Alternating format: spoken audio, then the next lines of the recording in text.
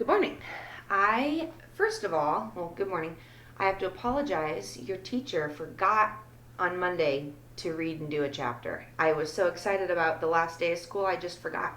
So we are going to keep reading our book. You can plan on from now on. I will mark it in my calendar. Monday, Wednesdays, and Fridays, I will post another chunk of our story. So I hope you're all doing well. This week it looks like we're going to get a lot of rain. I'm a little bummed about that, but it'll be some, more time to be in the house, which we are all experts at now. I also thought I'd show you this. Usually this hangs on my wall in front of my desk across on that side of my room, but I took it down today so I could show you. And everyone's on there except 2 students, so we did pretty good getting everyone's names. But if you don't remember, Annabelle painted this, and then you all signed it. So it's kind of special to have this year since we had our time cut short. All right, so we were in the middle of a chapter when I stopped reading An Island of the Blue Dolphin. And at this point, Karana has been by herself for a while. The ship hasn't returned for her. So she is exploring some new ideas. So she just went and found the canoes, their escape canoes they had just in case. She's traveling to a different island, and her canoe is leaking. So that is where we ended reading. So I will pick up there. About this time, I found that the canoe was leaking. Before dark, I had emptied one of the baskets in which food was stored and used it to dip out the water that came over the sides. The water that now moved around my knees was not from the waves. I stopped paddling and worked with the basket until the bottom of the canoe was almost dry. Then I searched around, feeling in the dark along the smooth planks, and found the place near the bow where the water was seeping through a crack as long as my hands and the width of a finger. So picture that. There is a crack as long as her hand and as thick as her fingers. So a big enough crack that water is rushing in the canoe. Okay, lost my spot. Most of the time it was out of the sea, but it leaked whenever the canoe dipped toward the waves. The places between the planks were filled with black pitch, which we gather along the shore. Lacking this, I tore a piece of fiber from my skirt and pressed it into the crack, which held back the water.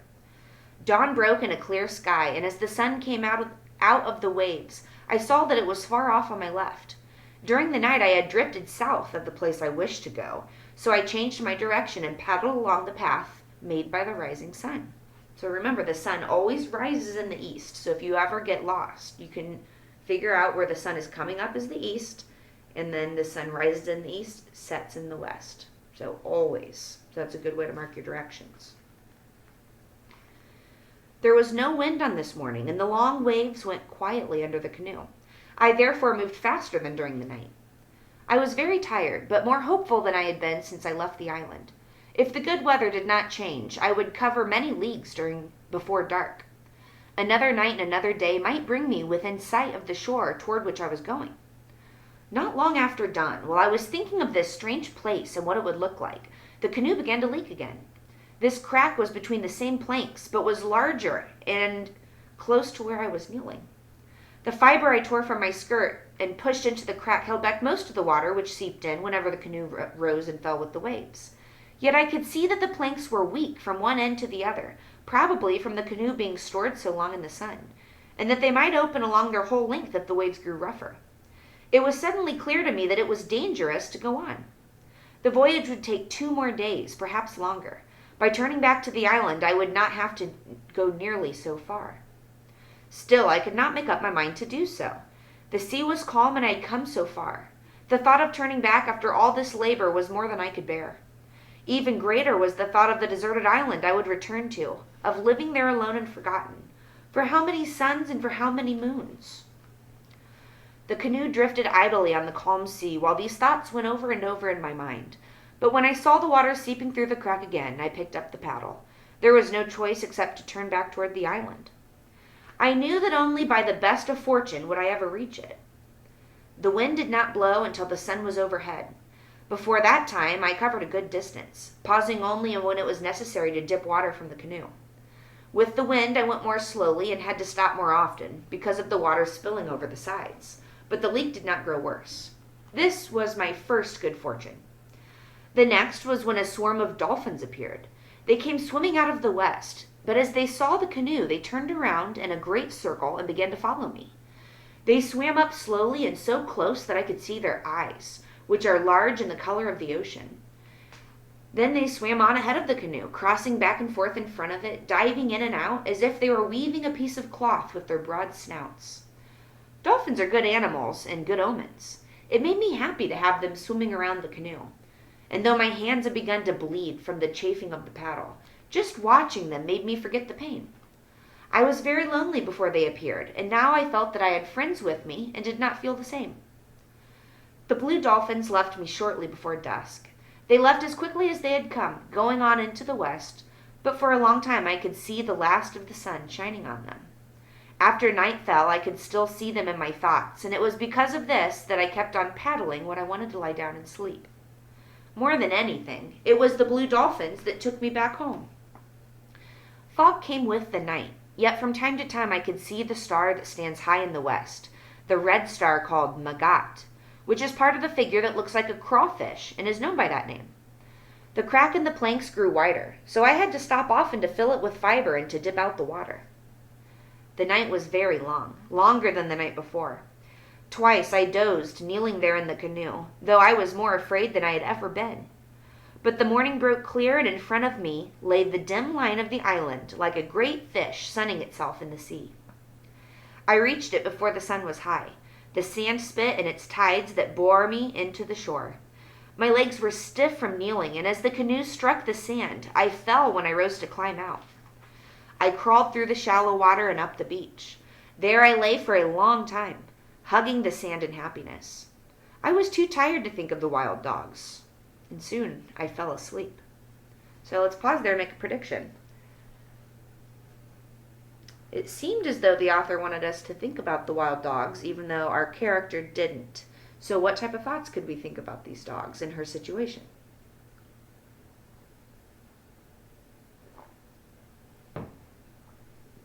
I don't know about you. I'd call on you if I could. It seems to me that we should think a little bit, maybe a foreboding message about the wild dogs. So that's my prediction. We'll see how that works out. Hopefully you've made one as well. All right, this is chapter 11. I was awakened by the waves dragging at my feet. Night had come, but being too tired to leave the sand spit, I crawled to a higher place where I would be safe from the tide, and again went to sleep. In the morning I found the canoe a short distance away. I took the baskets, my spear, and the bow and arrows, and turned the canoe over so that the tides could not take it out to sea. I then climbed to the headland where I'd lived before. I felt as if I had been gone a long time, as I stood there looking down from the high rock. I was happy to be home. Everything that I saw, the otter playing in the kelp, the rings of foam around the rocks that guarded the harbor, the gulls flying, the tides moving past the sand spit, filled me with happiness. I was surprised that I felt this way, for it was only a short time ago that I had stood on this same rock and felt that I could not bear to live here another day. I looked out at the blue water stretching away, and all the fear I had felt during the time of the voyage came back to me. On the morning I first sighted the island, and it had seemed like a great fish sunning itself. I thought that someday I would make the canoe over and go out once more to look for the country that lay beyond the ocean. Now I knew that I would never go again. The island of the Blue Dolphins was my home. I had no other. It would be my home until the white men returned in their ship. But even if they came soon, before next summer, I could not live without a roof or a place to store my food. I would have to build a house. But where? That night I slept on the rock, and the next day I began to search. The morning was clear, but to the north banks of clouds hung low. Before long they would move in across the island, and behind them many other storms were waiting. I had no time to waste. I needed a place that was sheltered from the wind, not too far from Coral Cove, and close to a good spring. There were two such places on the island, one on the headland and the other less than a league to the west. The headland seemed to be more favorable of the two, but since I had not been to the other for a long time, I decided to go there and make certain. The first thing I found, which I had forgotten, was that this place was near the wild dog's lair. As soon as I drew near to it, the leader came to the opening of the cave and watched me with his yellow eyes. If I build a hut here, I would first have to kill him and his pack. I planned to do this anyway, but it would take much time. The spring was better than the one near the headland, being less brackish and having a steadier flow of water. Okay, brackish water is water that's not great for drinking. It's murky, kind of dark and icky. So if you find brackish water in a forest, which, I go backpacking, that would be my last choice for filtering water. I have a water pump. I'll show it to you sometime. It's got a long tube that you put in the water, and then there's a pump that you attach to a water bottle, and you pump, and the water comes up the spout, down into your bottle clean after it goes through the filter. So I have had to drink brackish water in a pinch, but it's not good.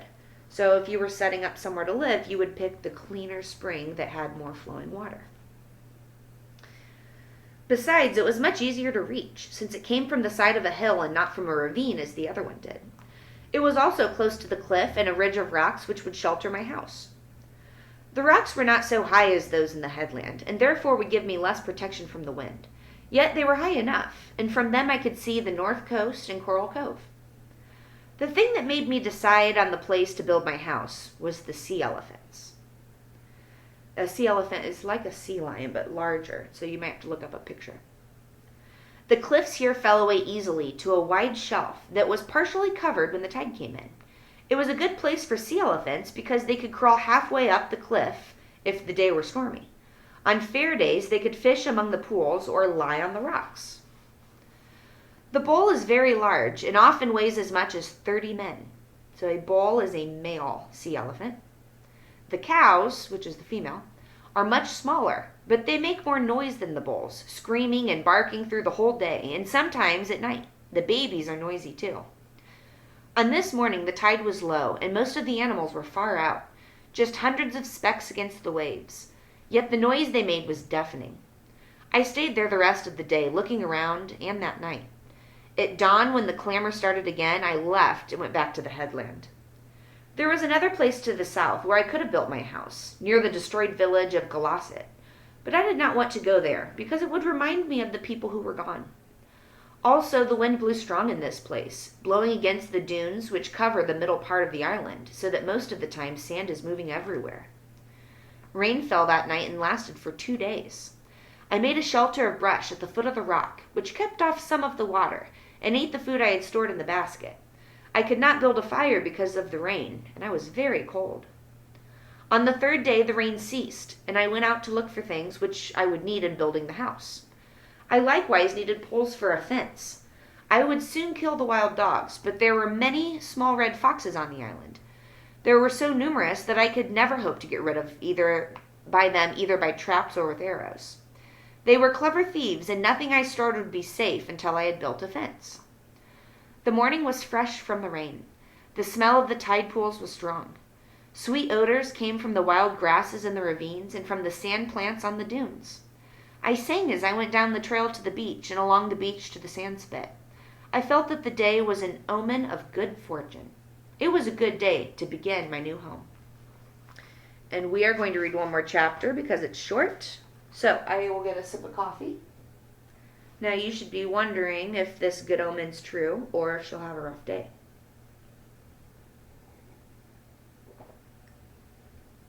And I hope you've been making lots of text-to-text connections with our book and My Side of the Mountain.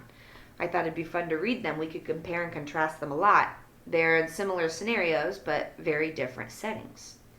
So, think about how her home would have to be different from Sam Gribley's. He had trees, he had a forest to work with, lots of plants, lots of animals. Karana is on an island, so she has lots of resources from the sea, thinking about animals and seaweed and things like that. But think about what she lacks on her island. Remember, there's not a lot of trees. They're very small. It's very windy. So just think about how different it would be. Chapter 12. Many years before, 2 whales had been washed up on the sand spit. Most of the bones had been taken away to make ornaments, but ribs were still there, half buried in the sand. These I used in making the fence. One by one, I dug them up and carried them to the headland. They were strong and curved, and when I had scooped out holes and set them in the earth, they stood taller than I did. I put the ribs together with their edges almost touching and standing so that they curved outward, which made them impossible to climb. Between them I wove many strands of bull kelp, which shrinks as it dries and pulls very tight. I would have used seal sinew to bind the ribs together, for this is stronger than kelp, but wild animals like it and would soon have gnawed the fence down. Much time went into its building. It would have taken me longer, except that the rock made one end of the fence and part of a side. For a place to go in and out, I dug a hole under the fence just wide and deep enough to crawl through. The bottom and sides I lined with stones. On the outside, I covered the hole with a mat woven of brush to shed the rain, and on the inside with a flat rock, which I was strong enough to move. I was able to take 8 steps between the sides of the fence, which gave me all the room I would need to store the things I gathered and wished to protect. I built the fence first because it was too cold to sleep on the rock, and I did not like to sleep in the shelter I made until I was safe from the wild dogs. The house took me longer to build than the fence, because it rained many days and because the wood which I needed was scarce.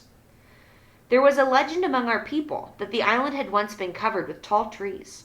This was a long time ago, at the beginning of the world, when, I'll try to say these words, Temayowit and Mukot ruled. The two gods quarreled about many things. Tumikuwat wished people to die. Mukot did not. Tumikuwat angrily went down to another world under this world, taking his belongings with him, so people died because he did. In that time there were tall trees, but now there were only a few trees in the ravines, and these were small and crooked. It was very hard to find one that would make a good pole. I searched many days, going out early in the morning and coming back at night, before I found enough for the house. I used the rock for the back of the house, and the front I left open, since the wind did not blow from this direction. The poles I made of equal length, using fire to cut them as well as a stone knife, which caused me much difficulty, because I had never made such a tool before. There were 4 poles on each side set in the earth, and twice that many for the roof. These I bound together with sinew and covered with female kelp, which has broad leaves. Remember, kelp is long seaweed.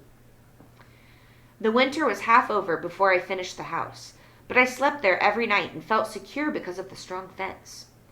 The foxes came when I was cooking my food and stood outside gazing through the cracks, and the wild dogs also came, gnawing at the whale ribs, growling because they could not get in. I shot 2 of them, but not the leader. While I was building the fence of the house, I ate shellfish and perch, which I cooked on a flat rock. Afterward, I made 2 utensils. Along the shore there were stones that the sea had worn smooth. Most of them were round, but I found 2 with hollow places in the center, which I deepened and broadened by rubbing them with sand. Using these to cook in, I saved the juices of the fish, which are good, and were wasted before. For cooking seeds and roots, I wove a tight basket of fine reeds, which was easy, because I had learned how to do that from my sister Ulape. After the basket had dried in the sun, I gathered lumps of pitch on the shore, softened them over the fire, and rubbed them on the inside of the basket so that it would hold water. By heating small stones and dropping them into a mixture of water and seeds in the basket, I could make gruel. Gruel is anything that's flour mixed with something that gives you substance. So it's a really easy way to make some food if you don't have much.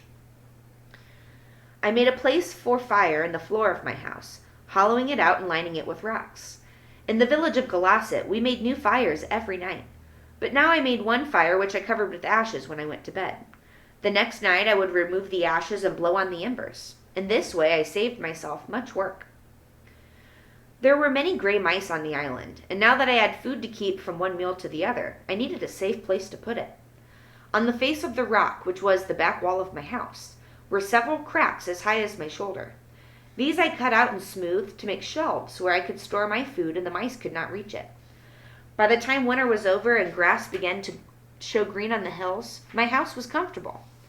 I was sheltered from the wind and rain and prowling animals. I could cook anything I wished to eat. Everything I wanted was there at hand. It was now time to make plans for getting rid of the wild dogs which had killed my brother and would kill me should they ever come upon me unarmed. I needed another and heavier spear, also a larger bow and sharper arrows. To collect the material for these weapons, I searched the whole island, taking many suns to do it.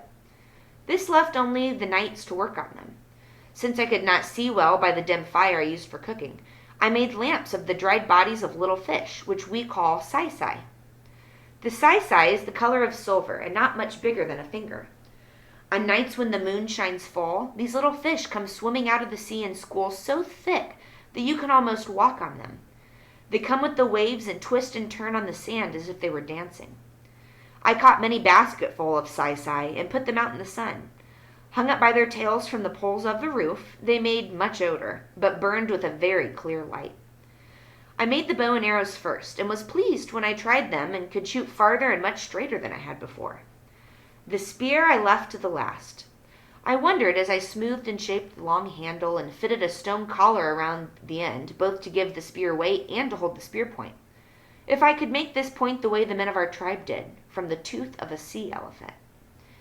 Many nights I thought about it, wondering how could I possibly kill one of those great beasts. I could not use a net of kelp, because that needed the strength of several men. Nor could I remember that a bull elephant had ever been killed with an arrow or with a spear. Only after they had been caught in a net were they killed, and then with a club. We killed many cows for their oil using spears, but the teeth were not large. How I would do this, I did not know. Yet the more I thought about it, the greater was my determination to try, for there was nothing to be found on the island that made such good spear points as the tusk-like teeth of the bull sea elephant. All right, so we'll read chapter 13, or maybe a couple chapters on Friday. Hopefully you're all getting your supplies this week. If you get there, you probably won't see me. If you have any of my library books, you can feel free to drop them off and they'll get them back to me. But I miss you all. Feel free to send me emails, letters, messages on our Google Classroom. However you want to get a hold of me, I'll be around all summer. All right, I miss you all like crazy. Hopefully you'll tune in on Friday. Have a great day.